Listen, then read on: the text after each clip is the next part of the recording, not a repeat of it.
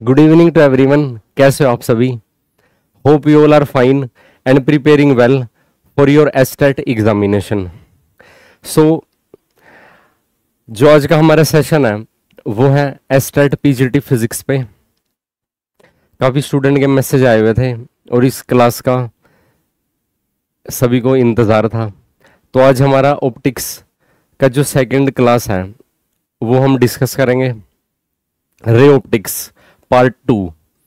Estate PGT physics में 2011 से लेकर 2023 तक जितने भी रे ऑप्टिक्स पे बेस्ड क्वेश्चन आए हुए हैं उनको आज के इस सेशन में हम डिस्कस करने वाले हैं। सो ये क्लास काफ़ी इंपॉर्टेंट रहने वाली है।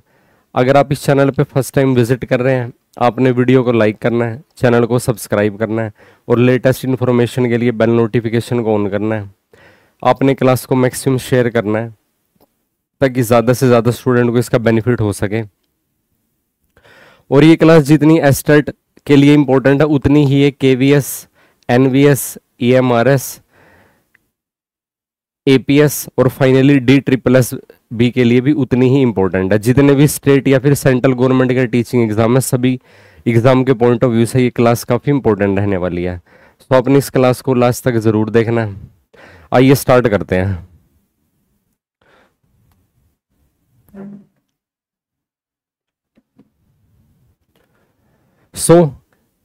ये जितने भी टॉपिक यहाँ पे मेंशन किए हुए हैं इन पे बेस्ड आज का हमारा सेशन है। Human eye, lens, telescope, microscope, power of a lens और focal length of a lens. आज की क्लास का जो हमारा फर्स्ट क्वेश्चन है मैंने यहाँ पे ना मेंशन किया हुआ है।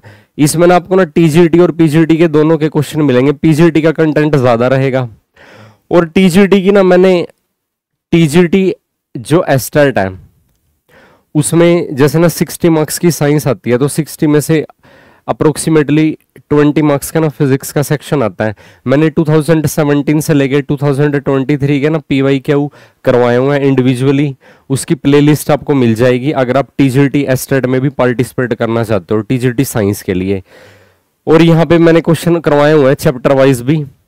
जो हमारा ये आज के क्लास का फर्स्ट क्वेश्चन है, क्या सिचुएशन गिवन है? Minimum distance of distant vision for young adult with normal vision is. इसमें बेसिकली ये पूछा हुआ है कि अडल्ट के केस में जो नॉर्मल विजन होता है ना उसके लिए पॉसिबल लेंथ कितनी हो जाएगी। तो इसका सुटेबल आंसर है 25 सेंटीमीटर। 25 सेंटीमीटर एक ऐसा डिस्टेंस है जहां पे जो ह्यूमन आई कि अगर आप ना विजन की बात करते हो वो क्या होता है कि एक मिनिमम डिस्टेंस होता है, मिनिमम पॉसिबल डिस्टेंस जहां पे ना विजन क्लियर होता है। उस पे क्या होता है कि आईज की जो मसल्स हैं उन पे कोई स्ट्रेन नहीं होता। एक सूटेबल डिस्टेंस जिससे हमारी आई किसी ऑब्जेक्ट को क्लियरली विजिबल देख सकती है। इसका जो बेस्ट आंसर है वो क्या रहेगा? 25 सेंटीमीटर। ये बेसिकली ये कंसेप्ट ना 10th क्लास की एनसीईआरटी में भी डिस्कस किया हुआ है जहां पे ना ह्यूमन आई को डिटेल में डिस्कस किया हुआ है, डिफेक्ट डिस्कस किए हुए हैं जैसे हाइपर मायोपिया, उसके बाद है कैटास्ट्रोफे के नाम से जो आईज के जो डिफेक्ट है वो डिस्कस किए हुए हैं। 25 centimetre is the right answer. Next one is the distance of the eye lens from the retina is alpha. Eye lens का ना रेटिना से जो डिस्टेंस है वो कितना गिवन है? अल्फा उसकी वैल्यू गिवन है। नॉर्मल आई के लिए जो मैक्सिमम फोकल लेंथ है वो मैक्सिमम फोकल लेंथ एग्जैक्टली उतनी ही तो रहेगी जितना आई लेंस और रेटिना पे डिस्टेंस होता है। जो मैक्सिमम फोकल लेंथ है, मैक्सिमम फोकल लेंथ अभी जो हमने डिस्कस किया ना 25 सेंटीमीटर, ये वही चीज है। जो मैक्सिमम फोकल लेंथ है वो क्या रहेगा? Distance between eye lens and retina. क्योंकि जो फाइनल इमेज बनती है, जो हम किसी ऑब्जेक्ट को देख पा रहे हैं, जो फाइनल इमेज है हमारे आईज के, जो रेटिना होता है, रेटिना एक तरीके से ना स्क्रीन की तरह बिहेव करता है जहां पे फाइनल इमेज बनती है। और आई लेंस और रेटिना के बीच का जो गैप है वो कितना रहेगा? Maximum focal length. हाँ जी, जो पॉसिबल फोकल लेंथ है उसी को बेसिकली फोकल लेंथ के टर्म में डिस्कस किया हुआ है। क्योंकि ना जैसे ही किसी ऑब्जेक्ट को हम देख रहे हैं तो जो रे ऑफ लाइट है आई लेंस को क्रॉस करके ना रेटिना पे जो इमेज बनती है वहां पे ना एक पॉइंट पे फोकस हो जाएगा, और वही बेसिकली क्या डिस्टेंस कहलाता है। होप आपको ये कंसेप्ट समझ में आया होगा। So is equal to alpha, यानी कि third option is the right one. अगर इससे ना कम डिस्टेंस पे, यानी कि एग्जैक्टली रेटिना से पहले ना रे ऑफ लाइट कन्वर्ज हो जाए हमारी आईज में, सो उस डिफेक्ट को नाम दिया जाता है, क्या नाम दिया जाता है? मायोपिया। और अगर रेटिना से ज्यादा, रेटिना के आगे अगर रे ऑफ लाइट कन्वर्ज करती है उसको क्या बोलते हैं? Hyper myopia. सो ये क्या है? डिफेक्ट ऑफ विजन है। अभी ये मैंने पहले वाले क्वेश्चन में भी डिस्कस किया था इस बारे में, ये भी आपको ना 10th क्लास की एनसीईआरटी में भी मिल जाएगा ये चीज। Next one is simple microscope. ये ध्यान रखना, जो सिंपल माइक्रोस्कोप है ना, a lens as a simple microscope. जो कन्वेक्स लेंस है, ये ध्यान रखना, जो कन्वेक्स लेंस है वो क्या होता है? सिंपल माइक्रोस्कोप की तरह बिहेव करता है। किसकी तरह बिहेव करता है कन्वेक्स लेंस? सिंपल माइक्रोस्कोप की तरह बिहेव करता है। जिस साइड ना ऑब्जेक्ट रखा हुआ उसी साइड इमेज बनती है लेंस के केस में। और इमेज कैसी बनती है? इरेक्ट बनती है। इरेक्ट इमेज हमेशा वही बनती है जो कौन सी होती है? वर्चुअल इमेज होती है। इस बात का आपने ध्यान रखना, क्योंकि रियल इमेज हमेशा कैसी बनती है? रियल इमेज कैसी बनती है? हमेशा ना इन्वर्टेड बनती है। सो जो कन्वेक्स लेंस है वो किसकी तरह बिहेव करेगा? सिंपल माइक्रोस्कोप की तरह। तो इसका जो सुटेबल आंसर है वो आंसर इसका क्या आना चाहिए? यहां पे अगर आप ध्यान से देखोगे, जो हमने अभी क्या डिस्कस किया, रियल इमेज हमेशा कैसी बनती है? इन्वर्टेड बनती है। और लेंस के केस में जिस साइड ऑब्जेक्ट रखा है उसी साइड अगर इमेज बनती है तो वो कैसी इमेज कहलाती है? वो हमेशा कहलाती है रियल इमेज। कैसी इमेज कहलाएगी? वो रियल इमेज कहलाएगी। और रियल इमेज हमेशा कैसी बनती है?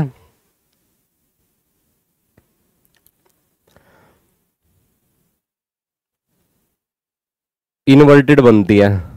तो इसका जो बेस्ट सूटेड आंसर है वो क्या रहने वाला है? अगर आप इसको ना रे डायग्राम से डिस्कस करते हो इस क्वेश्चन को, ये कन्वेक्स लेंस है कुछ इस तरीके से, ये इसके लिए प्रिंसिपल एक्सिस की तरह बिहेव कर रहा है जो ऑप्टिकल सेंटर से पास कर रहा है। यहां पे ना ऑब्जेक्ट रखा हुआ है। ऑब्जेक्ट के लिए यहां पे एक ना स्पेसिफिक केस आप मान के चलना, ये जो हम ना डिस्कस करते हैं, ये इसका ऑप्टिकल सेंटर है और यहां पे जो इसका फोकस है, सॉरी फोकल लेंथ है, इनके बीच में ना ऑब्जेक्ट रखा हुआ है। रे ऑफ लाइट कुछ इस तरीके से जाएगी यहां से और एक इसके ऑप्टिकल सेंटर से। अब जरा ध्यान से देखो, अगर आप इनको ना फर्दर प्रोसीड कर देते हो,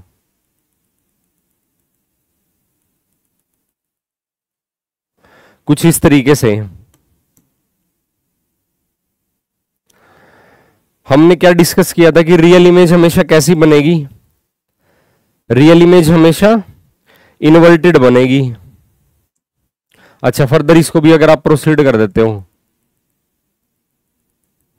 तो यहां पे ये इमेज का फॉर्मेशन होएगा। रियल इमेज हमेशा कैसी बनती है? इन्वर्टेड बनती है। लेकिन यहां पे ध्यान देना, ये कैसी इमेज है? ये है वर्चुअल इमेज और इस वजह से ये कैसे बनी है? अपराइट वर्चुअल इमेज बनती है ये, यानी कि ऑब्जेक्ट की तरह कैसी हो जाएगी? सीधी इमेज बनती है इस केस में। सो इस केस में ध्यान रखना, लेंस और मिरर के केस में एक चीज हमेशा ध्यान रखना, जो रियल इमेज होती है वो हमेशा कैसी बनती है? रियली इमेज हमेशा कैसी बनती है? अगर आप ध्यान दो, जैसे आप ना मिरर के केस में बात करते हो, वर्चुअल इमेज हमेशा कैसी बनती है? इरेक्ट बनती है। रियल इमेज हमेशा कैसी बनती है? इन्वर्टेड बनती है। अब ये बनी है सीधी इमेज, तो जो सीधी इमेज बनेगी लेंस के केस में वो कैसी बनेगी? वो हमेशा कैसी बनेगी? वर्चुअल इमेज बनेगी। सो इस तरीके से आपने ये ध्यान देना है। नेक्स्ट वन इज, और कन्वेक्स लेंस किसकी तरह बिहेव करता है? सिंपल माइक्रोस्कोप की तरह। Next one is, magnifying glass की ना फोकल लेंथ आपको गिवन है, आपको ना ये बताना कि वो मैग्नीफाई एक ऑब्जेक्ट को ना कितना मैग्नीफाई कर पाएगा। अगर आप उसकी ना मैग्निफिकेशन का फॉर्मूला डिस्कस करते हो, मैग्नीफाइंग ग्लास के केस में मैग्निफिकेशन और फोकल लेंथ के बीच में क्या फॉर्मूला एग्जिस्ट करता है, 1 plus least distance of distant vision, और इसको मल्टीप्लाई कर देना अपने पावर से, still is equal to magnification is equal to 1 plus least distance of distant vision को ना अगर आप ना कैपिटल डी से डिनोट करते हो, पावर और फोकल लेंथ के बीच में ये रिलेशन होता है 1 डिवाइडेड बाय एफ। यहां पे आप ना मेंशन कर लेना जो पावर है ना, पावर और फोकल लेंथ का क्या रिलेशन होता है, power is equal to 1 divided by focal length, still is equal to. अब यहां पे देखना जरा, focal length of a magnifying glass is, आपको फोकल लेंथ की वैल्यू गिवन है, आपको ये मैग्निफिकेशन की वैल्यू फाइंड आउट करनी है, magnification is equal to 1 plus, अब least distance of distant vision, magnifying glass है, कन्वेक्स लेंस है, least distance of distance vision क्या बनेगा, जो मिनिमम डिस्टेंस ना ह्यूमन आई देख सकती है, वही जो पहले वाला हमने क्वेश्चन डिस्कस किया था, यानी कि 25 सेंटीमीटर आपको यहां पे पुट करना पड़ेगा डिवाइडेड बाय, और ये आपके पास कितनी वैल्यू है 2.5 सेंटीमीटर। न्यूमिनेटर और डेनोमिनेटर ना सेंटीमीटर में एक्सप्रेस किए हुए हैं, डेनोमिनेटर में वैल्यू कितनी है 2.5 centimetre, still is equal to, अगर आप ना डेसिमल के नाम का 10 न्यूमिनेटर में शिफ्ट करते हो 25 से 25 कैंसिल हो जाएगा, मैग्निफिकेशन आ जाएगी 11। तो इसका बेस्ट आंसर क्या है, third option is the required answer, 11 times, यानी कि ये ऑब्जेक्ट को कितना मैग्नीफाई कर देगा, 11 टाइम्स उसको बढ़ा के आपको दिखाएगा। होप आपको यहां तक का कंटेंट समझ में आया होगा। फर्दर अगर आपको कोई डाउट हो तो आप डिस्कस कर सकते हो मैसेज के थ्रू।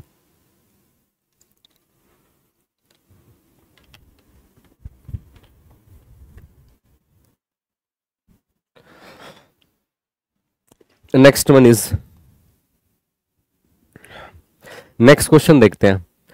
एक कन्वेक्स लेंस है, रियल इमेज का फॉर्मेशन हो रहा है एक पॉइंट ऑब्जेक्ट का, उसकी प्रिंसिपल एक्सिस पे जो रखा हुआ है, if the upper half of the lens is painted black. अब लेंस के केस में अगर आप ना रियल इमेज की बात करते हो तो जिस साइड ऑब्जेक्ट रखा है उसके ऑपोजिट साइड जो इमेज बनती है लेंस के केस में, मिरर के केस में तो ना जो रियल इमेज बनती है उसी साइड बनती है जिस केस में जिस साइड में ऑब्जेक्ट रखा होता है, लेकिन लेंस के केस में आपने ध्यान रखना है जिस साइड ऑब्जेक्ट रखा है रियल इमेज उसके ना ऑपोजिट साइड बनती है, पहली बात। और लेंस और मिरर के दोनों के लिए एक ना कॉमन चीज है, रियल इमेज हमेशा इन्वर्टेड बनती है, real image is always inverted and virtual image is always erect, जो अभी हमने क्वेश्चन डिस्कस किया था। अब कन्वेक्स लेंस के केस में यहां पे ना सिनारियो कुछ इस तरीके का गिवन है। मान लीजिए यहां पे ना हम कन्वेक्स लेंस के ना दो गिवन सुटेबल केस डिस्कस करते हैं।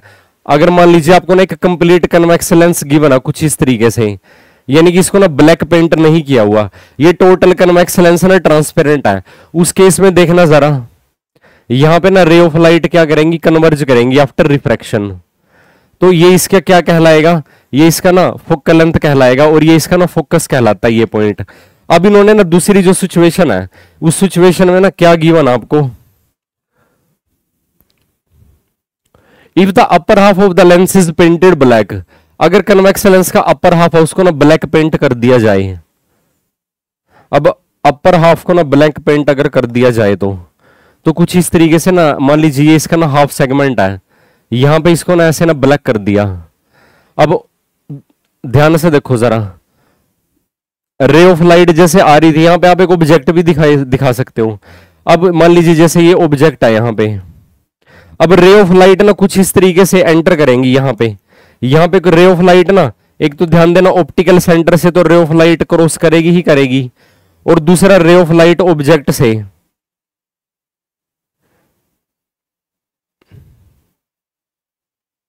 फर्दर अगर आप रिप्रेजेंट करते हो ना कुछ इस तरीके से, यानी कि इमेज का फॉर्मेशन तो इस केस में होना ही है, इमेज के फॉर्मेशन को होने के कोई नहीं रोक सकता, यानी कि इमेज का तो फॉर्मेशन होके ही रहेगा। यहां पे ये देखो इमेज का फॉर्मेशन हो गया यहां पे। अब डिफरेंस क्या आएगा, इमेज की पोजीशन में कोई शिफ्ट नहीं होगा, सिर्फ उसकी ना इंटेंसिटी कम हो जाएगी। क्यों? क्योंकि ना यहां से देखो ना मैक्सिमम एक्सपोजर मिल रहा है लाइट का इमेज के फॉर्मेशन के लिए। जैसे मान लीजिए ये 3 रे ऑफ लाइट है, ये इस पॉइंट पे कन्वर्ज करके ना एक इमेज का फॉर्मेशन कर रहे हैं। यहां पे ना सिर्फ 2 रे ऑफ लाइट है जो जा रही है यहां पे। सो इमेज की क्या रहेगी, इंटेंसिटी रिड्यूस हो जाएगी। अब देखना जरा, image will not be shifted, intensity of image will not change.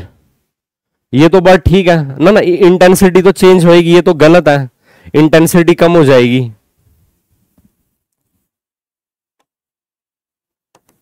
Intensity of image decreases, पहले के कंपैरिजन में डिक्रीज हो जाएगी। Image will not shift, third option is the required answer. यहां पे बोल रखा डाउनवर्ड शिफ्ट होगा, ऐसा कुछ नहीं होगा, अपवर्ड शिफ्ट होगा, ऐसा भी कुछ नहीं होगा। तो इमेज में अंदर कोई शिफ्ट ऑब्जर्व नहीं होगा, सिर्फ उसकी इंटेंसिटी रिड्यूस हो जाएगी, क्योंकि जो एक्सपोजर ऑफ लाइट है वो कम हो रहा है। इस बात का आपने ध्यान रखना है। नेक्स्ट वन इज, अब ये काफी इंटरेस्टिंग क्वेश्चन है, जो पहले वाले क्वेश्चन को ना एक न्यूमेरिकल वे में एक कैलकुलेशन के फॉर्म में रिप्रेजेंट करेगा। फोकल लेंथ और ऑफ इंटेंसिटी की वैल्यू हम फाइंड आउट करेंगे। यहां से एक थिन लेंस है जिसकी फोकल लेंथ एफ है और इसके जो अपर्चर का डायमीटर है वो डी है। उसके जो अपर्चर है ना, एक्स अपर्चर क्या होता है कि लेंस के लिए जो एरिया ऑफ एक्सपोजर है, तो ये क्या हो जाएगा, अपर्चर का diameter D. It form an image of intensity I. अब यहां से ना जो इमेज का फॉर्मेशन हो रहा है, अगर आप ध्यान से देखो जरा, मान लीजिए हमने कन्वेक्स लेंस कंसीडर किया हुआ है, यहां पे जो इमेज का फॉर्मेशन हो रहा है उसकी इंटेंसिटी को इन्होंने आई से रिप्रेजेंट कर दिया। Now if the central part of the aperture up to diameter D is covered with black opaque paper. अब जैसा हमने पहले इससे पहले वाले क्वेश्चन में डिस्कस किया था वही सिचुएशन है। अगर इसके ना डायमीटर का ना हाफ पार्ट, डायमीटर के हाफ पार्ट को ना 50% ना ब्लैक पेपर से ढक दिया जाए, फोकल लेंथ और इंटेंसिटी पे क्या फर्क पड़ेगा। ध्यान देना, जो इसकी ना मान लीजिए यहां पे अगर आप इसकी ये फोकल लेंथ है, इसको आप ना एफ से रिप्रेजेंट करते हो। Now after 50% block focal length is still remain same, focal length उसकी क्या रहेगी, सेम रहेगी। अब ऐसा कौन सा ऑप्शन है जिसमें फोकल लेंथ सेम है, जो सेकंड ऑप्शन है और थर्ड ऑप्शन है, इन दोनों में ना फोकल लेंथ की वैल्यू सेम है, यानी कि इंटेंसिटी की वैल्यू तो आपको फर्दर फाइंड आउट करनी पड़ेगी। अब अगर आप ना इंटेंसिटी की बात करते हो, फोकल लेंथ और इंटेंसिटी, इंटेंसिटी बेसिकली किस पे डिपेंड करती है, एरिया ऑफ एक्सपोजर पे डिपेंड करती है। Intensity basically area of exposure के ना स्केयर पे डिपेंड करती है, या फिर आप एम्पलीट्यूड के स्केयर के इक्वल भी बोल सकते हो, square of the amplitude, intensity proportional to the square of the amplitude. So अगर आप ना यहां पे ध्यान दो, I1 is proportional to the square of the amplitude A1 square, proportional to, यहां पे अगर आप ना एरिया की बात देखते हो, इनिशियली जब आप बात करते हो यहां पे तो आपको मिलता है, क्योंकि इसका ना जो डायमीटर है वो डी है। एरिया की अगर आप बात करते हो, यहां पे ना एक इसको रिप्रेजेंट कर रहा है एरिया को, इस बात का आपने ध्यान रखना है। सो ये किसके प्रोपोर्शनल हो जाएगा, ये बन जाएगा पाई हाफ ऑफ द डायमीटर का स्केयर। इसको इक्वेशन 1 नाम देंगे। ध्यान रखना, वैसे तो इंटेंसिटी एम्पलीट्यूड के स्केयर पे डिपेंड करती है, लेकिन एम्पलीट्यूड किस पे डिपेंड करता है, जितना एरिया ऑफ एक्सपोजर होगा, इसलिए वहां पे ना एरिया मेंशन कर दिया मैंने। इस बात का आपने ध्यान रखना, कभी आप कंफ्यूज हो जाओ। अगेन सेकंड केस में जो एरिया, अगर आप A2 की वैल्यू फाइंड आउट करते हो तो वो एरिया कितना बन जाएगा, पाई d डिवाइडेड बाई 2 का स्केयर माइनस में, अब d डिवाइडेड बाई 2 को ना ब्लैक पेंट कर दिया तो इफेक्टिव एरिया कितना बच जाएगा, यहां पे ये बन जाएगा d डिवाइडेड बाई 4 का स्केयर। इसका भी हाफ करना पड़ेगा आपको। इसका मतलब क्या हुआ, जो A2 की वैल्यू आपके पास, वो वैल्यू कितनी आएगी आपके पास, पाई d स्केयर वैल्यू आप ना कॉमन ले लो, ये वैल्यू आपको प्रोवाइड करेगी 1/4। यहां पे आपको क्या वैल्यू मिलती है, ये वैल्यू आपको मिलती है 1 divided by 16 still is equal to. Further जब आप इसको ना सोल्व करते हो, यहां पे आपके पास एलसीएम आ जाएगा 16 पाई डी स्क्वायर। अब यहां पे एलसीएम लेके 4 आ जाएगा, तो ये यहां पे आपके पास मिलता है 3। नाउ अगर आप ना I2 डिवाइडेड बाय I1 की बात करते हो, I2 divided by I1 is equal to, तो पाई से पाई कैंसिल हो जाएगा, डी स्क्वायर से डी स्क्वायर कैंसिल हो जाएगा। फर्दर अगर आप इसको सोल्व करते हो, अच्छा यहां पे तो d/2 का स्क्वायर है ही है, तो आपको क्या वैल्यू मिलती है 3 पाई डिवाइडेड बाय 16, और यहां पे जब आप मल्टीप्लाई करते हो ये 4 न्यूमरेटर में शिफ्ट हो जाएगा, तो ये आपके पास बन जाएगा सिंपली पाई से पाई भी कैंसिल हो जाएगा एक तरीके से। अगर आप यहां पे लिखते हो तो डी स्क्वायर मेंशन करना चाहो डी स्क्वायर भी कर सकते हो, पाई से पाई कैंसिल हो जाएगा, सिंपली 3 डिवाइडेड बाय 4 आ जाएगा। यानी कि सेकंड केस में जो इंटेंसिटी है वो इनिशियली का कितना 75% है। 75% किस ऑप्शन में है? Second option is the required answer. Hope आपको ये कंसेप्ट समझ में आया होगा। फर्दर अगर आपको कोई डाउट हो तो आप डिस्कस कर सकते हो। सो इस तरीके से आप ना इंटेंसिटी की वैल्यू फाइंड आउट कर सकते हो, क्योंकि इंटेंसिटी पे तो इफेक्ट पड़ेगा। नेक्स्ट वन इज, एक कन्वेक्स लेंस है जिसकी फोकल लेंथ ना 1 मीटर है, सन की इमेज बना रहा है जो कि ना कितने एंगल सबट्रैक्ट कर रहा है। थीटा की वैल्यू आपको कितनी की बना है 30 मिनट। अब ये वैल्यू आपको ना मिनट में की बना, अगर आप इसको ना डिग्री में कन्वर्ट करते हो, डिग्री में कन्वर्ट करने के लिए आपको ना इसको ना 60 से डिवाइड करना पड़ेगा, ये वैल्यू आ जाएगी डिग्री में, यानी कि 1/2 डिग्री। साथ में आप ना मेंशन कर देना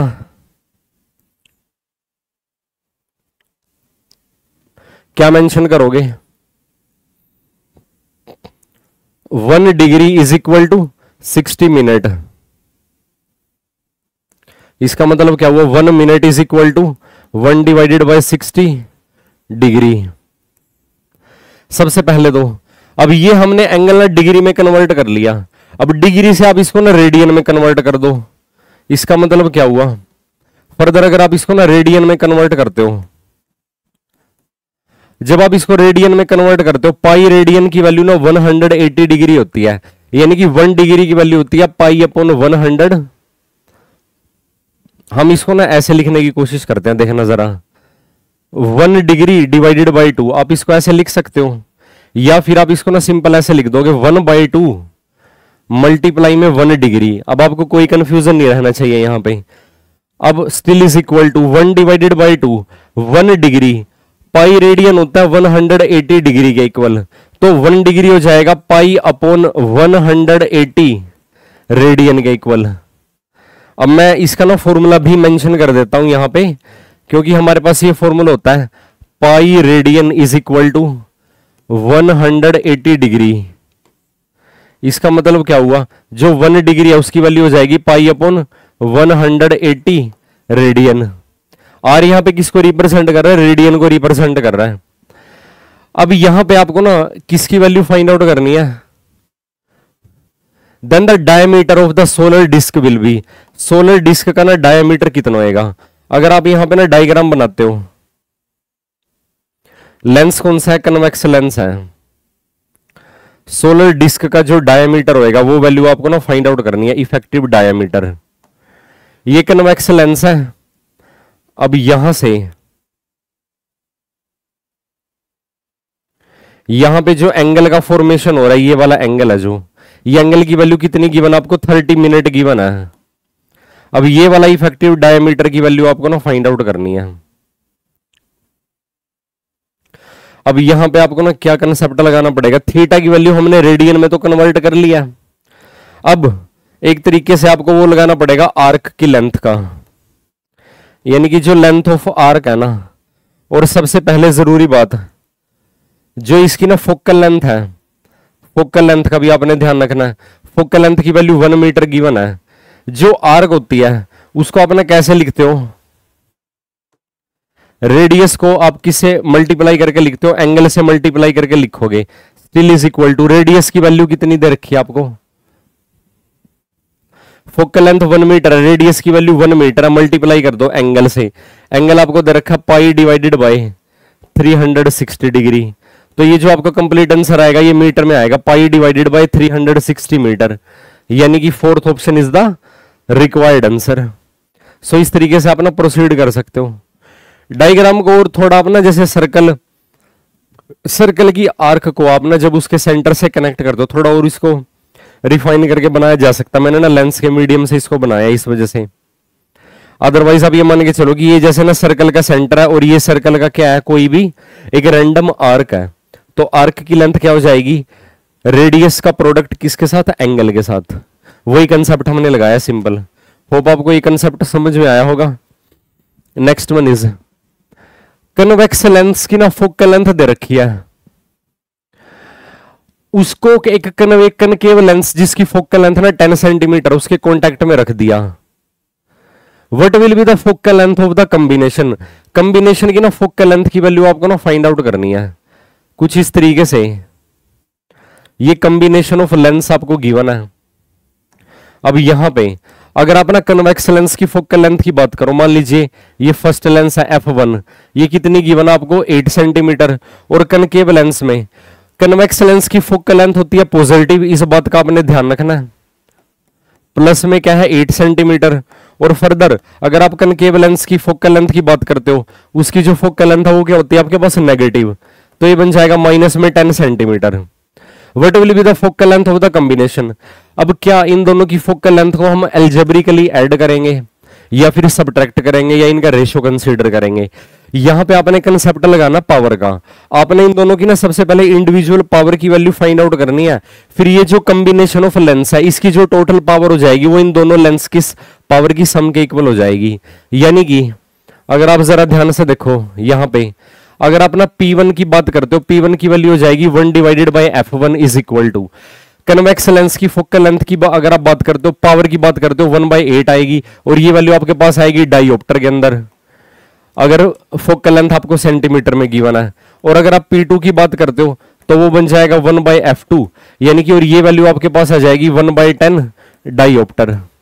अब जो कंबाइंड पावर है, जो टोटल पावर है, वो क्या हो जाएगी? इन दोनों लेंस की इंडिविजुअल पावर के सम के equal, still is equal to, यानी कि 1/8 माइनस में 1 डिवाइडेड बाय 10, यहाँ पे ना 80 एलसीएम आ जाएगा, 10 में से 8 सब्ट्रैक्ट करोगे 2 आ जाएगा, और ये डायोप्टर के अंदर आएगा। और फर्दर इसको जब आप सोल्व करते हो तो ये आपको मिलता है 1/40, और पॉजिटिव में डायोप्टर में वैल्यू आती है इसकी 1/40 डायोप्टर। अब इसके बाद अगर आपको ना फर्दर फोकल लेंथ, क्योंकि हमको ना सिस्टम की फोकल लेंथ चाहिए, सो जो टोटल फोकल लेंथ है वो बनेगी 1 डिवाइडेड बाय टोटल पावर, जो टोटल पावर आई है, तो ये बनेगा आपके पास सिंपली 40 सेंटीमीटर। और ये आंसर आपका आएगा पॉजिटिव में, क्योंकि पावर की वैल्यू आपके पास पॉजिटिव आई है। यानी कि ये जो सिस्टम ऑफ लेंस है ये ओवरऑल एक ना कन्वेक्स लेंस की तरह बिहेव करेगा। काफी इंटरेस्टिंग केस है। अब आप देखो जरा, यहां पे ना कन्वेक्स लेंस की पावर ज्यादा है, इस वजह से जो सिस्टम है वो कन्वेक्स लेंस की तरह ही बिहेव करेगा। फाइनली इन दोनों का जो कंबाइंड सिस्टम है वो कंबाइंड सिस्टम ना एक ना कन्वेक्स लेंस की तरह ही बिहेव करेगा। ये बनेगा एक तरीके से convex lens system after combination. तो इस बात का आपने ध्यान रखना है। नेक्स्ट वन इज, एक ऑब्जेक्ट को ना प्लेस कर दिया 75 सेंटीमीटर से स्क्रीन से 75 सेंटीमीटर दूर। कितनी सेंटीमीटर दूर एक कन्वेक्स लेंस को रखा जाए जिसकी फोकल लेंथ 12 सेंटीमीटर है, is to be place between object and the screen to obtain the real image of the object. सबसे पहले ना लेंस के केस में रियल इमेज कब बनती है? रियल इमेज हमेशा इन्वर्टेड बनती है, और जिस साइड ऑब्जेक्ट रखा है उसके दूसरी साइड जो इमेज बनती है वो रियल इमेज बनती है। इस बात का आपने ध्यान देना है। सो यहां पे जब आप ना डायग्राम ड्रॉ करते हो कुछ इस तरीके से, आपको ना रियल इमेज के पॉइंट ऑफ व्यू से ना ये डायग्राम ड्रॉ करना है। यहां पे ना जैसे आपके पास एक ना ऑब्जेक्ट रखा हुआ है और यहां पे ना फाइनली ये स्क्रीन है। अब इन्होंने ना क्या सिचुएशन की बनाया, एक ऑब्जेक्ट को प्लेस किया हुआ 75 सेंटीमीटर एक स्क्रीन से, where should be a convex lens, यानी कि यहां पे जो आपको ना टोटल डिस्टेंस, ये डिस्टेंस दे रखा ना, स्क्रीन और ऑब्जेक्ट का जो डिस्टेंस है, ये डिस्टेंस आपको इनिशियली गिवन है 75 सेंटीमीटर। मान लीजिए ये जो कन्वेक्स लेंस है ये ऑब्जेक्ट से कितना दूर रखा हुआ है, मान लीजिए इस डिस्टेंस को अगर आप ना यू का नाम दे दोगे या फिर आप इसको ना एक्स का नाम दे दो, तो ये जो रिमेनिंग डिस्टेंस है ये आपके पास बच जाएगा 75 माइनस एक्स। कुछ इसी तरीके से बनेगा आपके पास। होप आपको ये कंसेप्ट समझ में आ रहा होगा। अब इन्होंने बोला है कि जो रियल इमेज का फॉर्मेशन होना चाहिए, अब लेंस के केस में रियल इमेज कब बनती है, ऑब्जेक्ट के ऑपोजिट साइड, और वो हमेशा इन्वर्टेड बनती है, यानी कि इमेज कहीं ना यहां पे बननी चाहिए। जैसे देखो ये स्क्रीन यहां पे रखी हुई है, वैसे तो देखो स्क्रीन की जो लोकेशन है वही इमेज की लोकेशन होती है, अगर आपको पता हो इस चीज का, तो हम इसके ना नेबरहुड में यही बना देते हैं अप्रोक्सीमेटली, यहां पे जैसे इमेज बन जाएगी। सो इस तरीके से अगर आप ना फर्दर फाइंड आउट करते हो, यहां पे हम ना लेंस फॉर्मूला का यूज करने वाले हैं। लेंस फॉर्मूला का जब आप ना यूज करते हो, लेंस फॉर्मूला क्या होता है, lens formula 1/f is equal to 1/v minus में 1/u, ये लेंस फॉर्मूला एग्जिस्ट करता है। क्यों, आपको ना फोकल लेंथ ऑलरेडी गिवन है।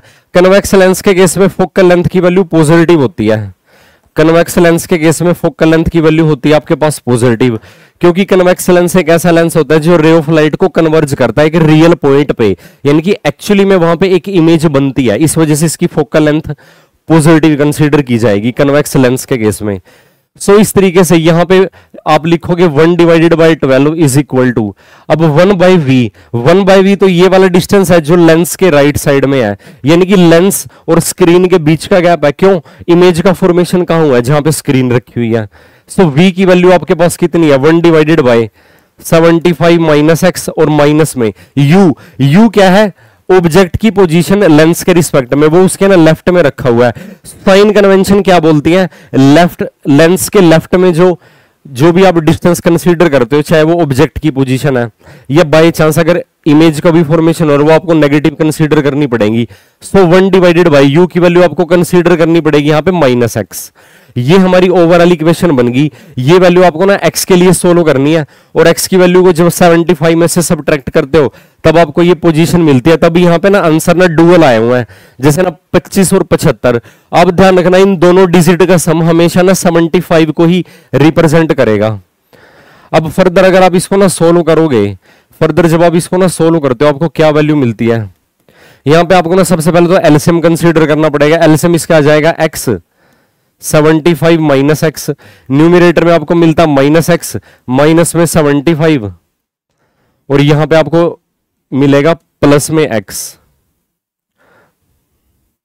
अब यहां पे आपके पास एक ना क्वाड्रेटिक इक्वेशन बनने के चांसेस लग रहे हैं, तो ये बनेगा, क्रॉस मल्टीप्लाई करते हो 75x माइनस में x square is equal to minus में 12x, और अच्छा माइनस एक्स से माइनस एक्स तो आप कैंसिल ही कर दोगे, सो आप सिंपली -12 को मल्टीप्लाई कर दोगे 75 से। फर्दर अगर आप एक कंप्लीट क्वाड्रेटिक इक्वेशन बनाओगे ना, आपको ये वैल्यू मिलती है एक्स स्क्वायर माइनस में 75x, ये उधर लेके जाना पड़ेगा आपको, और माइनस में, ये ऑलरेडी माइनस में लिखा हुआ है। जैसे ना 12 को जब आप ना 5 से मल्टीप्लाई करते हो 6 कैरी, तो ये आपके पास बनेगा 900 स्टिल इज इक्वल टू। अब देखना जरा इसके अगर फैक्टराइज जब आप इसको करोगे तो क्या पॉसिबल फैक्टर बन सकते हैं। 75 के ना दो फैक्टर, अगर आप ना 60 और 15 बनाना चाहो, 60 को अगर आप ना 15 से मल्टीप्लाई करोगे 900 ही तो आएगा, तो आप इसको कैसे लिख पाओगे। और एक बात आपने ना यहाँ पे एक चीज का और भी ध्यान रखना है, जब हमने ना यहाँ पे नेगेटिव साइन को मर्ज कर दिया, नेगेटिव साइन यहां पे चला गया, माइनस में 75 और प्लस में x। फर्दर आपने जब 75 को 12 से मल्टीप्लाई किया, आप इसको कैसे लिखोगे, माइनस साइन का आ रहा है दिक्कत यहां पे, एक बार और चेक कर लेते हैं दोबारा। फोकल लेंथ की वैल्यू पॉजिटिव है, v की वैल्यू भी आपके लिए पॉजिटिव है, u की वैल्यू नेगेटिव है। नेगेटिव साइन हमने ऑलरेडी यूज किया हुआ क्योंकि लेंस फॉर्मूला लेंस फॉर्मूले में नेगेटिव साइन कंसीडर करते हैं वो। अगर आप यहां पे ना इसके साइन को एडजस्ट करके पॉजिटिव बना दोगे तो ये आपके पास ना, हाँ जी, यहां पे ना आप ऐसा करना, ये वाले साइन को ना प्लस बना दो फाइनली, तो ये 75 प्लस में आएगा ओवरऑल। बस इस बात का आपने ध्यान रखना है। अब अगर आप इसके ना फैक्टराइज करते हो, फैक्टराइज जब आप करोगे तो ये बन जाएगा -60x माइनस में 15x प्लस में क्या है 900 इज इक्वल टू 0। फर्दर आप इसको ना जब सोल्व करोगे आपको दो आंसर मिलते हैं, एक तो मिलता है 60 सेंटीमीटर और दूसरा आंसर आपको मिलता है 15 सेंटीमीटर, और दोनों ना पॉजिटिव में 75 में से सब्ट्रैक्ट करो क्योंकि ये आपके पास x की वैल्यू है। सो 60 सेंटीमीटर अगर आप ना x की वैल्यू को 16 मानते हो, यहां पे आपकी वैल्यू मान लीजिए, अगर आप ना इस वैल्यू को 60 का नाम दे दोगे तब आपके पास ये वैल्यू 15 आ जाएगी, और अगर आप इस वैल्यू को 15 कंसीडर करते हो राइट साइड में आपके पास वैल्यू आ जाएगी 16। अब हमको ना किसके बीच का डिस्टेंस बताना, where should be a convex lens, convex lens की लोकेशन बतानी है between object and the screen. अब देखना जरा, अब इन्होंने बोल रखा है कन्वेक्स लेंस का ना ऑब्जेक्ट से 60 सेंटीमीटर का भी डिस्टेंस हो सकता है और 15 का भी। 16 और 50 क्या हमारे ऑप्शन में प्रेजेंट है? 16 और 50, हाँ जी, third option is the required answer. Centimetre from the object, object से कितनी दूर पुट किया जाए उसको, या तो 15 सेंटीमीटर पुट किया जाए या फिर 60 सेंटीमीटर पुट किया जाए। इसके अलावा किसी और ऑप्शन में ना 15 और 60 ऑप्शन में ही नहीं है, तो वो तो आपको वैसे भी उन पर तो टाइम वेस्ट करने की जरूरत है भी नहीं है। होप आपको ये कंसेप्ट समझ में आया होगा। फर्दर अगर आपको कोई डाउट हो तो आप ना डिस्कस कर सकते हो। नेक्स्ट वन इज, एक लेंस है वो ना कन्वर्जिंग लेंस की तरह बिहेव करेगा एयर के अंदर और डाइवर्जिंग लेंस की तरह बिहेव करेगा वाटर के अंदर। उसका जो आपको रिफ्रैक्टिव इंडेक्स है उसकी वैल्यू फाइंड आउट करनी है। सिंपल है, अगर एक मीडियम के लिए एक लेंस ना कन्वर्ज की तरह बिहेव कर रहा है और एग्जैक्टली दूसरे मीडियम के लिए, जैसे वाटर और एयर दो अलग अलग मीडियम है, एक में वो कन्वर्जेंट है एक में डाइवर्जेंट है, यानी कि एक मीडियम में वो कन्वेक्स लेंस की तरह बिहेव कर रहा है, दूसरे में वो कनकेव लेंस की तरह बिहेव कर रहा है। अब देखना जरा, जो उसका रिफ्रैक्टिव इंडेक्स है smaller than that of air, कभी भी एक मीडियम के साथ कंपैरिजन नहीं आएगा, क्योंकि अगर दो मीडियम गिवन है तो ऑप्शन में ना दोनों मीडियम प्रेजेंट रहने चाहिए, ये ऑप्शन गलत है। Equal to that of water, अब ये भी नहीं हो सकता। Greater than that of both of air and water, जब उसका नेचर ना दोनों मीडियम में अलग अलग है तो दोनों से उसका रिफ्रैक्टिव इंडेक्स ज्यादा कैसे होएगा, ये भी पॉसिबल नहीं है। तो एक ही ऑप्शन बचा आपके पास, greater than that of air but less than that of water. एक मीडियम से उसका रिफ्रैक्टिव इंडेक्स ज्यादा होगा, दूसरे से रिफ्रैक्टिव इंडेक्स कम होगा। अब ऐसा क्यों है ये भी जरा ध्यान से देखो। जब ना रे ऑफ लाइट ना लेंस को क्रॉस करेगी, एक मीडियम से दूसरे मीडियम में जाएगी, यानी कि एयर और ग्लास में क्या होता है, सिंपली रेयर और डेंसर मीडियम का फर्क है। और एयर ग्लास के अंदर का जो मीडियम है, लेंस के अंदर का जो मीडियम है उसके कंपैरिजन में रेयर मीडियम है। क्यों? लेंस के अंदर तो डेंसर मीडियम है एयर के कंपैरिजन में। सो लाइट अगर ना एयर से लेंस में जा रही है तो वो रेयर मीडियम से डेंसर मीडियम में जा रही है, वो क्या करेगी, नॉर्मल की तरफ बेंड हो जाएगी। इन्होंने क्या कहा है, एयर में वो कन्वर्जिंग लेंस की तरह बिहेव करेगा, यानी कि ये मान के चलो कि अगर रे ऑफ लाइट ना लेंस से एयर में जा रही है तो डेंसर मीडियम से रेयर मीडियम में जाएगी, तो वो क्या करेगी, सॉरी एयर से ग्लास की तरफ जा रही है, रेयर टू डेंसर जा रही है, वो नॉर्मल की तरफ बेंड हो जाएगी, कन्वर्ज हो जाएगी। लेकिन जैसे ही लाइट ना लेंस के मीडियम से वाटर के मीडियम में जाएगी, और मान लीजिए लेंस का जो मटेरियल है उसका रिफ्रैक्टिव इंडेक्स वाटर के कंपैरिजन में कम है, तो वो वाटर के कंपैरिजन में एक तरीके से रेयर मीडियम की तरह बिहेव करेगा। और अगर लाइट ना लेंस से वाटर के अंदर जाएगी तो वो ना रेयर मीडियम से डेंसर मीडियम में जा रही है, जब रेयर मीडियम से डेंसर मीडियम की तरफ जाएगी तो वो क्या करेगी, नॉर्मल की तरफ बेंड हो जाएगी।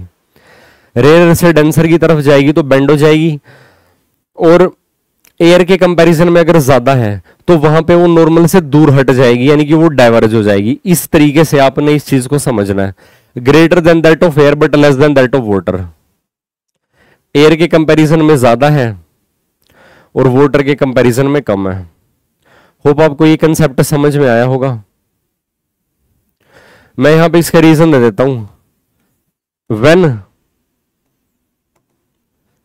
लाइट enters from a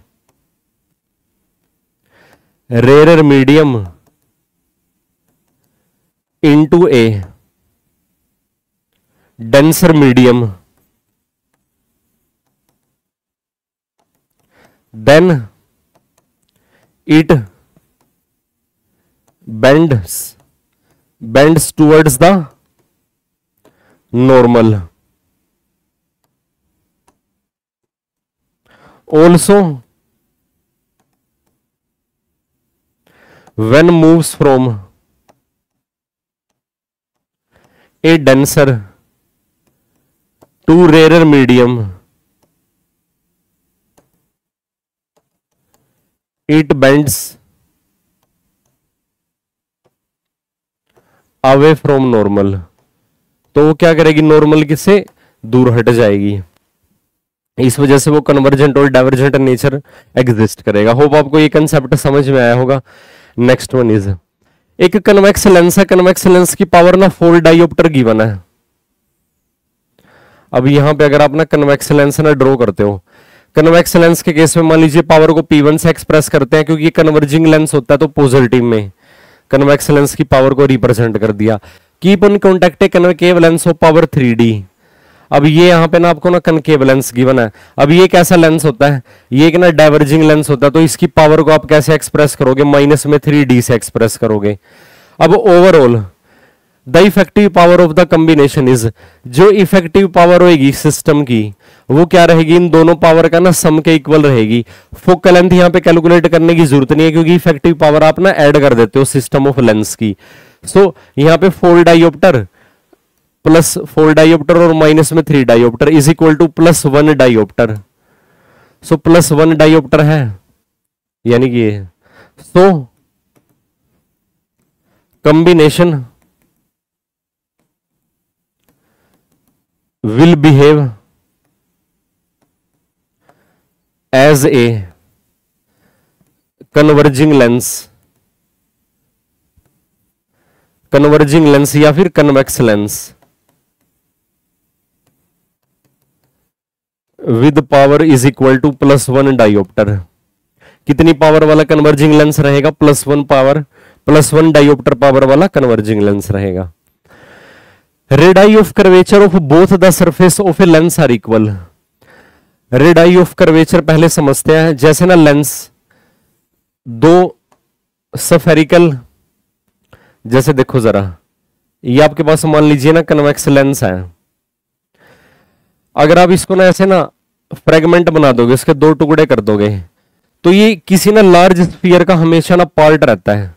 जैसे ये वाला, इसका लेफ्ट वाला पार्ट भी, और अगर आप इसके ना राइट वाले पार्ट की बात करो, ये भी ना किसी लार्ज स्फीयर का सेगमेंट की तरह बिहेव करता है।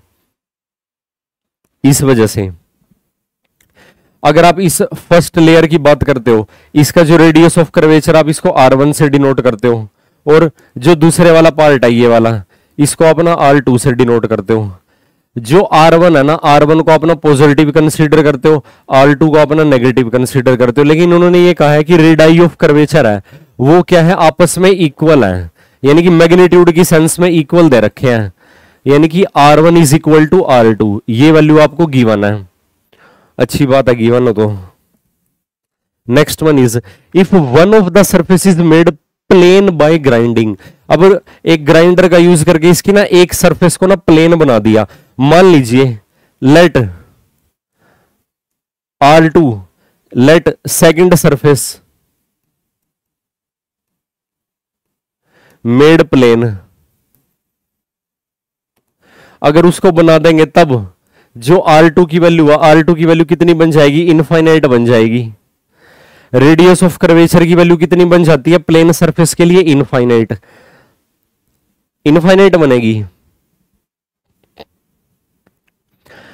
Power of the lens will be, सबसे पहले तो आपको ना इनिशियल पावर की वैल्यू फाइंड आउट करनी पड़ेगी। अगर आप ना यहां पे ना P1 की वैल्यू फाइंड आउट करते हो, सबसे पहले तो ना P1 इनिशियली जो पावर है P1 कैसे आप रिप्रेजेंट करते हो, मान लीजिए इसका रिफ्रैक्टिव इंडेक्स की वैल्यू म्यू है। सो म्यू -1 1/R1 माइनस में 1 divided by R2, is equal to, अब R2 का साइन ना R1 के ओपोजिट है, R2 का साइन क्या है, R1 के ओपोजिट है, और उनका मैग्नीट्यूड भी आपस में इक्वल है। मान लीजिए मैग्नीट्यूड को हम ना रिप्रेजेंट करते हैं R से, R से जब आप इसको रिप्रेजेंट करोगे तो ये बनेगा आपके पास 1/r माइनस में 1 divided by minus r is equal to, initial power कितनी है इसकी, म्यू -1 2 डिवाइडेड बाय r, ये उसकी ना इनिशियल पावर है। R2 की वैल्यू इनफाइनाइट बन जाएगी अगर आप ना P2 की वैल्यू, नाउ P2 अगर आप यहां पे ना डायग्राम बनाते हो, डायग्राम जब आप यहां पे बनाओगे ना तो कुछ इस तरीके का ना डायग्राम बनेगा।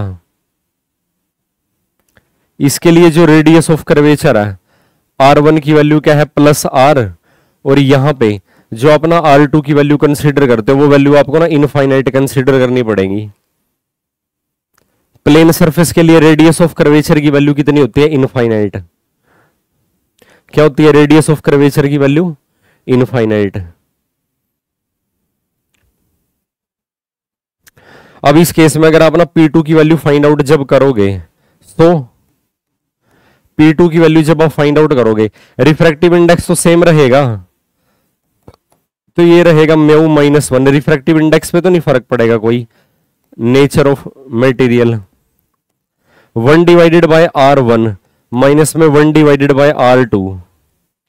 अब R1 की वैल्यू तो है +r, और R2 की वैल्यू कितनी बन जाएगी आपके लिए, इनफाइनाइट। आपके लिए नहीं बनेगी, लेंस के लिए बनेगी। इसका मतलब P2 की वैल्यू क्या रहेगी आपके पास, म्यू -1 डिवाइडेड बाय r, और अगर आपको ना इनिशियल पावर से कंपैरिजन करोगे तो ये रहेगा P1 डिवाइडेड बाय 2, यानी कि इनिशियल पावर का कितना रहेगा 50%, half. Second option is the required answer. So इस तरीके से आपने ये कंसेप्ट को समझना है। इसके बेसिस पे जो पॉसिबल क्वेश्चन आपके पास जो भी मटेरियल है उसमें से प्रैक्टिस जरूर करनी है आपने, क्योंकि फिर जैसे एक या दो क्वेश्चन से तो आपके कंसेप्ट पे कमांड नहीं बनेगी ना, आपको मल्टीपल क्वेश्चन ट्राई करने पड़ेंगे तभी आपकी कंसेप्ट पे कमांड बनेगी। Next one is radius of curvature आपको दिया हुआ है कन्वेक्स फेस का, एक प्लेनो कन्वेक्स लेंस है इस बार आपके पास। कैसा लेंस है, plano convex lens, plano convex lens, बहुत अच्छी बात है। प्लेनो कन्वेक्स लेंस, ये कन्वेक्स साइड है, ये उसकी ना प्लेन साइड है। Radii of curvature of the convex face if A plano convex lens is 12 centimetre, यानी कि R1 की अगर आप बात करते हो तो वो आएगा आपके पास प्लस में 12 सेंटीमीटर। फोकल लेंथ भी यहां से आप निकाल सकते हो, लेकिन फोकल लेंथ की रिक्वायरमेंट नहीं रहेगी। रिफ्रैक्टिव इंडेक्स और R2 की वैल्यू तो आपको पता ही है, यहां से इनफाइनाइट बन जाएगी। और जो रिफ्रैक्टिव इंडेक्स है इसके यहां पे रिफ्रैक्टिव इंडेक्स म्यू भी मेंशन कर दो। म्यू की वैल्यू आपको कितनी गिवन है, 1.5, बहुत अच्छी बात है। Then the focal length of the lens is, simple आपको फोकल लेंथ की वैल्यू फाइंड आउट करनी है using lens maker formula. Last वाले क्वेश्चन में मैंने मेंशन किया था, वो जो फॉर्मूला हमने यूज किया हुआ ना उसको ना लेंस मेकर फॉर्मूला बोलते हैं। लेंस मेकर फॉर्मूला सिंपली जो 1 डिवाइडेड बाय फोकल लेंथ है ना वो होता है पावर के इक्वल, और पावर किसके इक्वल होता है, म्यू -1 ब्रैकेट में 1 डिवाइडेड बाय R1 माइनस में 1 डिवाइडेड बाय R2। ये आपने ध्यान रखना है, ये क्या फॉर्मूला, इसको क्या बोलते हैं, लेंस मेकर फॉर्मूला। हमेशा इसको याद रखना है।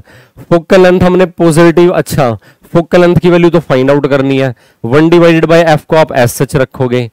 रिफ्रैक्टिव इंडेक्स -1 यानी कि 1.5 में से आपने क्या सब्ट्रैक्ट कर दिया, 1 सब्ट्रैक्ट कर दिया, अच्छी बात है कर दिया। तो 1 divided by radius of curvature, ये आपको सेंटीमीटर में गिवन है और दूसरी वैल्यू आपको इनफाइनाइट गिवन है। अब एक ही हमारे पास यहाँ पे वेरिएबल है और वो क्या है हमारे पास, फोकल लेंथ। इसका मतलब है 1 divided by focal length is equal to 3/2 में से 1 सब्ट्रैक्ट करोगे, ये आपके पास बन जाएगा 1/2, और इनटू में 1/12 ऑलरेडी लिखा हुआ है तो ये आ जाएगा 1/24। इसका मतलब क्या हुआ, जो फोकल लेंथ की वैल्यू वो आपके पास क्या आ जाएगी, 24 सेंटीमीटर, और पॉजिटिव में आंसर आया हुआ इसका प्लस में 24 सेंटीमीटर, क्योंकि कन्वेक्स नेचर तो है ही इसके अंदर इन्वॉल्व, और कन्वेक्स लेंस के लिए ना फोकल लेंथ की वैल्यू हमेशा पॉजिटिव एग्जिस्ट करती है। होप आपको ये कंसेप्ट समझ में आया होगा। फर्दर अगर आपको कोई डाउट हो तो आप डिस्कस कर सकते हो। ये क्वेश्चन काफी इंटरेस्टिंग है, देखना इसको भी। लेंस मेकर फॉर्मूला पे बेस्ड है, लेकिन लेंस मेकर फॉर्मूला को थोड़ा सा एडवांस सेंस में अप्लाई करेंगे। यहाँ पे एक लेंस है, एक ग्लास से मिलके बना हुआ है, जिसका रिफ्रैक्टिव इंडेक्स आपको गिवन है कुछ इस तरीके से। यहाँ पे आपको ना रिफ्रैक्टिव इंडेक्स की वैल्यू गिवन है म्यू की, और वो म्यू की वैल्यू आपको कितनी गिवन है 1.5। कितनी वैल्यू गिवन है रिफ्रैक्टिव इंडेक्स की 1.5। उसकी ना फोकल लेंथ ना 10 सेंटीमीटर है एयर के अंदर। अगर आपने उसको ना लेंस को एयर में पुट कर दिया, अगर उस लेंस को एयर में पुट कर दिया, तब उस केस में उसकी फोकल लेंथ मान लीजिए f1 है। वो फोकल लेंथ कितनी है उसकी 10 सेंटीमीटर, और 50 सेंटीमीटर है जब उसको ना एक लिक्विड के अंदर इमर्ज कर दिया। अब इसी लेंस को इन्होंने क्या कहा है, इसी लेंस को इन्होंने ना, जिसका रिफ्रैक्टिव इंडेक्स म्यू है, एक लिक्विड के अंदर ना सबमर्ज कर दिया।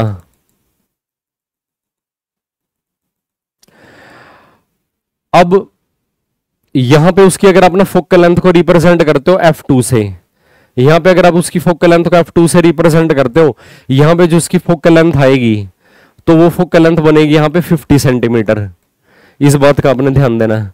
कितनी बनेगी फोकल लेंथ 50 सेंटीमीटर f2। अब आपको रिफ्रैक्टिव इंडेक्स की वैल्यू फाइंड आउट करनी है लिक्विड के। मान लीजिए रिफ्रैक्टिव इंडेक्स जो लिक्विड का है उसको आप ना म्यू कैपिटल एल से रिप्रेजेंट करते हो। रिफ्रैक्टिव इंडेक्स ऑफ लिक्विड को म्यू कैपिटल एल से रिप्रेजेंट कर दिया। ये दो सिचुएशन आपको गिवन है। अब हम देखते हैं इसको कैसे सोल्व करेंगे, है ना। फोकल लेंथ आपको गिवन है। दोबारा फिर यहां पे हम क्या यूज करेंगे, लेंस मेकर फॉर्मूला। क्या यूज करेंगे, लेंस मेकर फॉर्मूला का यूज करेंगे हम। यहां पे क्या होता है lens maker formula, 1 divided by f1 is equal to, मैं डायरेक्ट वैल्यू पुट कर दूं f1 की, 1/10 is equal to refractive index -1, यानी कि 1.5 में से आप ना 1 सब्ट्रैक्ट कर दोगे। लेकिन ऐसे नहीं लिखना इसको, क्योंकि ना ये एयर में प्रेजेंट है ना।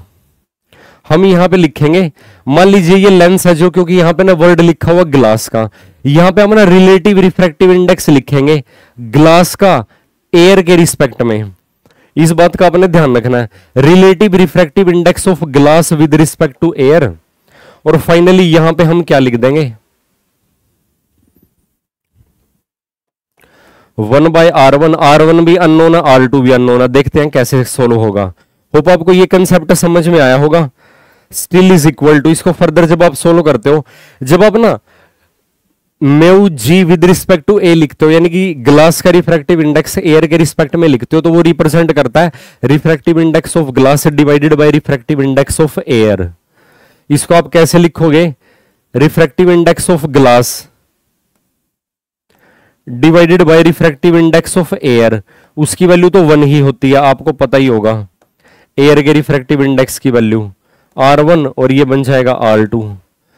यहां पे जब आप बात करोगे उसकी, मान लीजिए इक्वेशन 1 है, और फर्दर यहां पे जब आप उसको डिस्कस करते हो, ऑल्सो यहां पे मान लीजिए फोकल लेंथ को आपने ना, क्योंकि आपको ना रिफ्रैक्टिव इंडेक्स की वैल्यू फाइंड आउट करनी है, चलो सही है, तो ये बन जाएगा यहां पे 1 divided by 50 is equal to, यहां पे आप लिखोगे ग्लास का रिफ्रैक्टिव इंडेक्स वाटर के रिस्पेक्ट में -1, और ये बन जाएगा 1/r1 माइनस में 1 divided by r2 still is equal to glass with respect to water. अब आपको यहां पे ना ग्लास का वाटर के रिस्पेक्ट में वैल्यू फाइंड आउट करनी है। यहां पे आपको ना refractive index of glass given ही है, वो तो देखा जाए तो refractive index of glass mu g divided by refractive index of water. Emerge in liquid है, वाटर की जगह यहां पे ना विद रिस्पेक्ट टू लिक्विड लिख लेते हैं म्यू एल, जो हमने कंसीडर भी किया हुआ है। अब हम क्या करते हैं, इन दोनों इक्वेशन को ना आपस में ना डिवाइड कर देंगे। इस इक्वेशन को ना उस इक्वेशन से ना डिवाइड कर देंगे। मान लीजिए ये इक्वेशन नंबर 1 है और ये इक्वेशन नंबर 2 है। अब क्या करेंगे हम, यहां पे डिवाइड करेंगे, डिवाइड इक्वेशन 1 बाय 2। जब आप इस इक्वेशन को उस इक्वेशन से ना डिवाइड करोगे 1/10 डिवाइडेड बाय 1/50, 50 डिवाइडेड बाय 10 आ जाएगा सबसे पहले तो। 50 divided by 10 is equal to 1/R1 minus 1 divided by R2 की वैल्यू कैंसिल हो जाएगी। ग्लास का रिफ्रैक्टिव इंडेक्स आपको कितना की बना 1.5। सो यहां पे लिखे फिर ये बनेगा 1.5 माइनस 1। और ऐसा करते हैं यहां से ना refractive index of air 1.5 minus में refractive index of air divided by ये बनेगा 1.5 माइनस में refractive index of liquid. Overall आपके पास ये कैलकुलेशन आएगी। बस मैं आपको ज्यादा कंफ्यूज नहीं करना चाहता। यहाँ पे एयर का रिफ्रैक्टिव इंडेक्स आपने 1 कंसीडर करना है। यानी कि इस कैलकुलेशन को फर्दर अगर आप प्रोसीड करते हो ना, फर्दर जब आप इसको प्रोसीड करते हो 1.5 में से जब आप 1 सब्ट्रैक्ट करोगे, न्यूमरेटर आपको वैल्यू प्रोवाइड करेगा 0.5 डिवाइड में, और यहां पे आपको वैल्यू मिलती है 1.5 minus refractive index of liquid.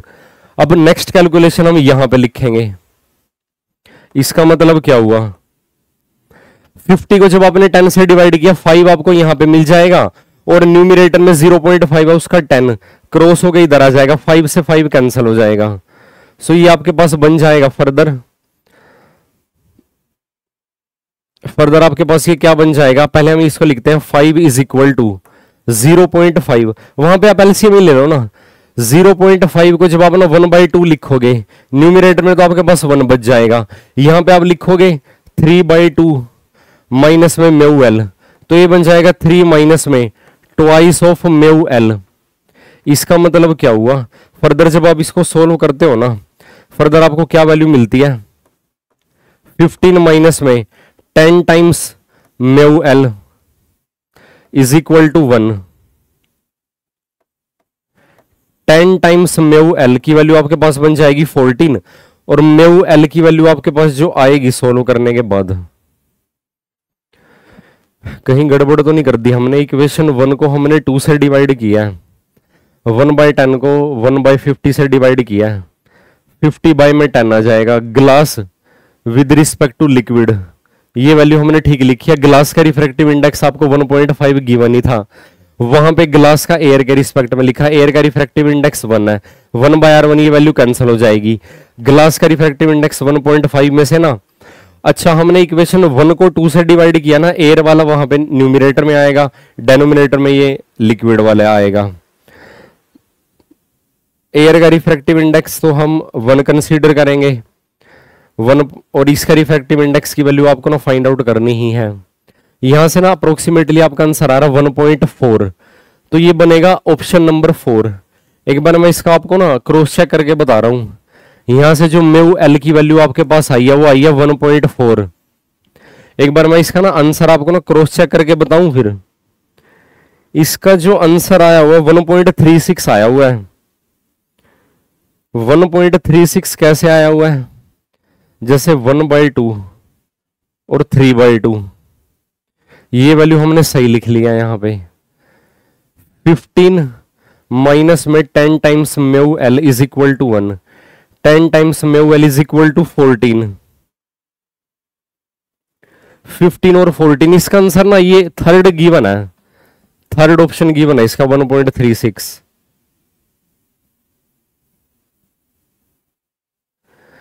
Calculation एक बार चेक करनी पड़ेगी दोबारा हमको। जो 5 है ना, 5 किसके इक्वल आया, mu divided by 3 minus twice of mu. 5 किसके इक्वल आएगा आपके पास, 5 किसके इक्वल आना चाहिए, 3 डिवाइडेड बाय क्या आना चाहिए आपके पास, mu divided by 3 minus twice of mu.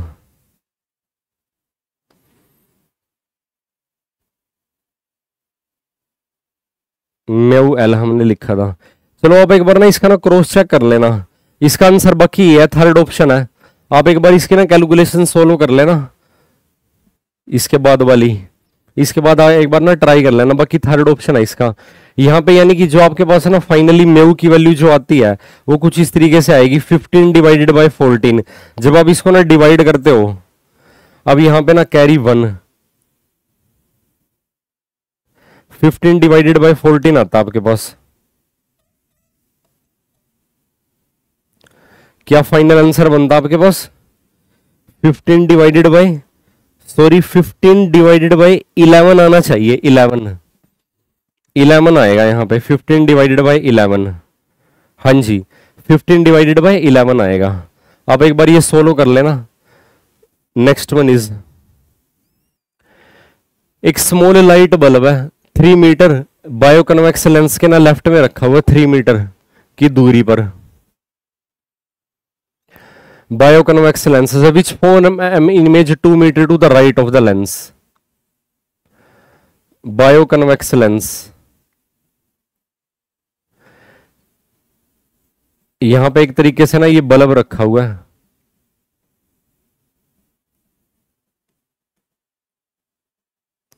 ये लेंस सिस्टम है।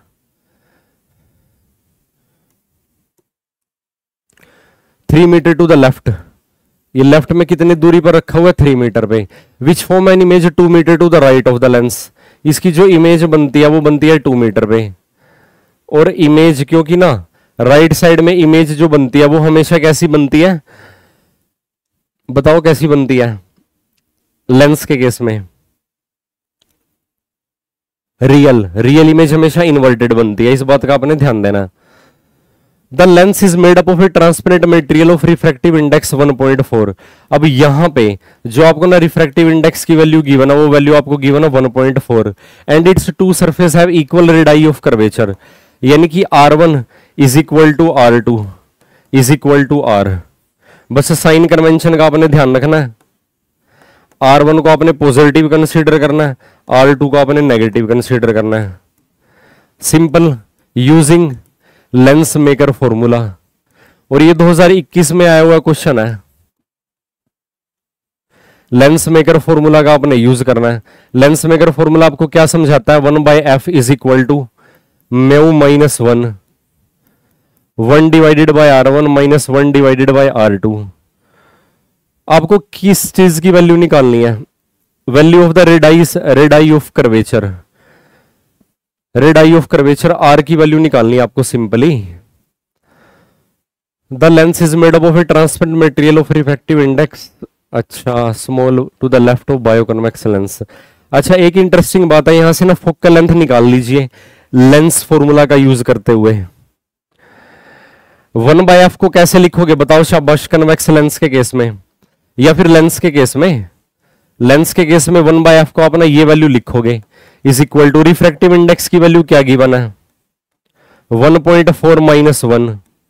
और ये वैल्यू आपके पास क्या बन जाएगी? ये वैल्यू बन जाएगी सिंपल 1/r माइनस में 1 divided by minus r।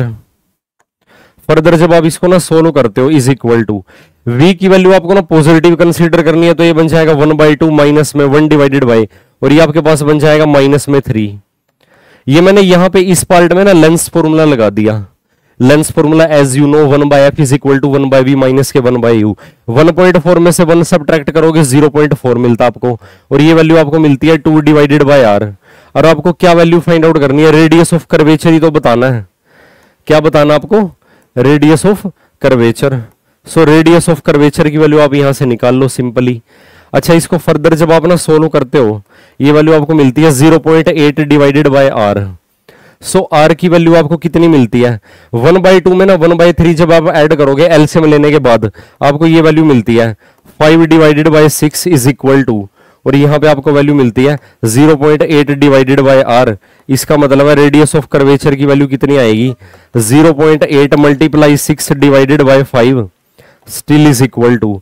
Further जब आप इसको ना सोल्व करते हो ये आ जाएगा 4.8, 8 6 जा 48 होता ना, और डिवाइड में 5 still is equal to.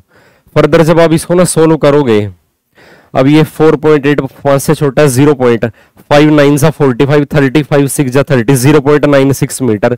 Second option is the required answer. Next one is compound microscope के केस में ना लार्ज मैग्निफिकेशन की रिक्वायरमेंट है। लार्ज मैग्निफिकेशन का ना ये फॉर्मूला होता है length divided by focal length of the objective lens, इसका magnitude 1 plus least distance of distinct vision divided by focal length of the eyepiece. So objective lens की focal length भी कम होनी चाहिए और आई पीस की भी फोकल लेंथ कम होनी चाहिए। Focal length of objective and eyepiece should be small, यानी कि second option is the required answer. For M2 be large, F naught and FE should be small। इस बात का आपने ध्यान रखना है। So second option is the required answer. Next one is numerical aperture है एक माइक्रोस्कोप का। माइक्रोस्कोप का आपको ना न्यूमेरिकल अपर्चर की वैल्यू गिवन है। कितनी वैल्यू गिवन है? 0.12। Resolution limit of the microscope for this wavelength, कितनी वेवलेंथ आपको दे रखी है? 6000 ओंगस्ट्रोम इज इक्वल टू 6 इंटू 10⁻³ ओंगस्ट्रोम को जब आप ना मीटर में कन्वर्ट करते हो 10⁻⁻10 मीटर। फर्दर जब आप इसको सोल्व करते हो 6 इंटू 10⁻⁻7 मीटर। अब आपको ना क्या वैल्यू फाइंड आउट करनी है? रेजोल्यूशन लिमिट की वैल्यू फाइंड आउट करनी है। The resolution limit, resolution limit का मतलब है रिजोल्विंग पावर भी आप बोल सकते हो। रिजोल्विंग पावर की वैल्यू क्या होती है? Wavelength divided by twice of numerical aperture. ये फॉर्मूला आपने ध्यान रखना है। ये ग्रेजुएशन में भी डिस्कस किया हुआ फॉर्मूला, बीएससी में भी है सॉरी, और 12th क्लास की फिजिक्स में भी है। वेवलेंथ की वैल्यू पुट कर दीजिए। Twice of numerical aperture, numerical aperture की वैल्यू है 0.12, स्टिल इज इक्वल टू। यहां पे ना इसको जब आप फर्दर सोल्व करोगे न्यूमरेटर में आपके पास 3 बन जाएगा। यहां पे ना 30 बना लो और डिवाइड में आप लिख दोगे 12। एक 10 और ऊपर चला जाएगा 10⁻⁻6 और ये आंसर आपका आएगा मीटर के अंदर। फर्दर जब आप इसको ना सोल्व करते हो, फर्दर जब आप इसको सोल्व करोगे रिजोल्विंग पावर को इज इक्वल टू 30 को आपने ना 12 से डिवाइड करना है, यानी कि आपने ना 15 को 6 से डिवाइड करके लिखना है। अगर आप 2 पे कैंसिल करते हो 15 डिवाइडेड बाय 6 और मल्टीप्लाई कर दोगे 10⁻⁻6 मीटर को, स्टिल इज इक्वल टू, ये चला जाएगा 2 पे।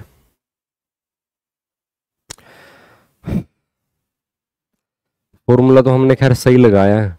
ट्वाइस ऑफ न्यूमेरिकल अपर्चर की वैल्यू भी ठीक लिखी हुई है। इसको आप ना 2 पे कैंसिल कर दो ना। हाँ, आप इसको ऐसे लिख लो, आप इसको ना ऐसे लिख लीजिए। जब यहां आप इसको ना 12 पे कैंसिल करते हो ये बन जाएगा आपके पास 10⁻⁻5 डिवाइड बाय, ये जाएगा कितने पे? 2 पे, ये बन जाएगा 1/4। कितना बनेगा? 1/4 को आपने मल्टीप्लाई करना है 10⁻⁻5 मीटर से, स्टिल इज इक्वल टू 1/4 को कैसे लिख सकते हो? 0.25, ऐसा ही लिख सकते हो 10⁻⁻5, स्टिल इज इक्वल टू। जो एग्जाम में ऑप्शन इसके आए हुए थे ना, मैंने वही ऑप्शन मेंशन किए हुए हैं। यानी कि अब फर्दर फाइनल जो आपके पास आंसर आएगा, वैसे तो हम इसको ना 20, हाँ ठीक है 10⁻⁻7 है ना, ये लिखोगे आप इसको, अप्रोक्सीमेट आंसर आएगा इसका 25-7, तो इसके अप्रोक्सीमेटली आंसर बनता है ऑप्शन नंबर 1। 25 को अप्रोक्सीमेटली 30.5 लिखा हुआ और 10⁻⁻7 मीटर, इसलिए option number 1 is the correct answer. So finally last but not the least, telescope की ना रिजोल्विंग पावर आपको बढ़ानी है। सिंपल उसके ना डायमीटर को बढ़ा दो, रिजोल्विंग पावर बढ़ जाएगी। रिजोल्विंग पावर बढ़ाने के लिए क्या करोगे? ऑब्जेक्टिव लेंस का जो डायमीटर वो आपको क्या करना पड़ेगा? बढ़ाना पड़ेगा। तो क्या बढ़ेगी? उसकी टेलीस्कोप की रिजोल्विंग पावर बढ़ जाएगी। सो आज का हमारा सेशन कंप्लीट होता है। होप आपको ये कंसेप्ट समझ में आए होंगे। इनके बेसिस पे आपने ना और क्वेश्चन की प्रैक्टिस करनी है। जैसे नीट की आप ना PYQ की बुक खरीद लीजिए, उससे आप प्रैक्टिस कर सकते हो। इस क्लास में अगर आपको कोई डाउट है तो आप मैसेज के थ्रू डिस्कस कर सकते हो। आपने क्लास को शेयर जरूर करना है ताकि ज्यादा से ज्यादा स्टूडेंट को इसका बेनिफिट हो सके। मिलते हैं नेक्स्ट क्लास में। रे ऑप्टिक्स की क्लास नंबर 3 के साथ है, जिसमें हम ना प्रिज्म पे बेस्ड क्वेश्चन डिस्कस करने वाले हैं। Thank you very much and have a nice day.